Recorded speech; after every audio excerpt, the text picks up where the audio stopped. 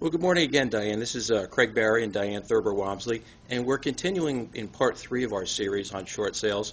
And what I wanted Diane to do is talk to you a little bit about actually how we met and how she saw the value of working together in terms of setting up a short sale, and even more importantly, working on one of her previous listings that she was having some challenges. So, Diane, if you just want to tell the viewers quickly, how we met, but even more importantly, some steps that they can take in selecting an agent and getting a short sale set up correctly. I think that would be really helpful. Well, honestly, Craig called me a few times because I had a few short sale listings, and he asked a lot of questions that made me actually think about the whole process a little bit more deeply. And I invited him into my office to discuss in further detail some of the specifics of some of the challenges that I was facing. So since Craig and I have started working together, we have also been able to contact other realtors that are facing the same challenges and help them along with their process. Ultimately, we would like to see agents join our team and work with us, but we are also in the information business right now, and we are happy to share some of the insights and some of the systems and processes that work as far as strategies for sellers to get their properties off of the market and settled with the bank and help them with their short sale situation. So hopefully you'll find the information we provide informative, and you might want to discuss joining our team in the future. So check out our website.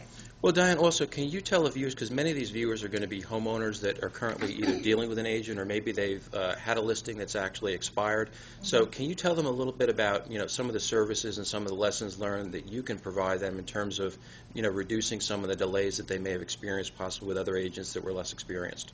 Okay. Well, there are new regulations now, and there is legislature in place that Craig and I are very familiar with, which will also help the process. But if somebody started off with the wrong agent that doesn't really know the system and the process that has to be followed with the banks, it could have wound up being unsuccessful for that reason. So the first steps are to, find out what went wrong and try and find a solution. Okay, and Diane, can you share with your experience some of the conversations briefly we've had to actually take some situations that were somewhat problematic and how we actually turn them around? Well, we have one situation with a seller who was trying to do everything on their own, which banks don't really like dealing with sellers directly. So they actually hired people to assist them and paid them money to help them with the process, which wasn't really the right strategy. So that's one situation. Okay, good. Well, how do you see homeowners, or how do you see your business differentiated among other agents that people may go to? Because, as you know, a lot of sellers that we've spoken to, they want to list their properties with agents that have listed them or helped them in the past. But why would you counsel them a little bit differently? Well, in my office, I am the broker owner, and I provide coaching and training for the agents that come on board with me.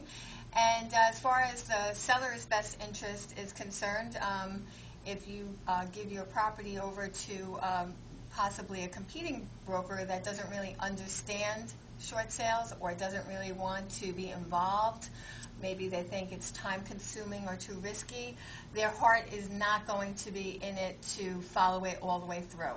And like I said, there have been new updates to the laws to help the process along.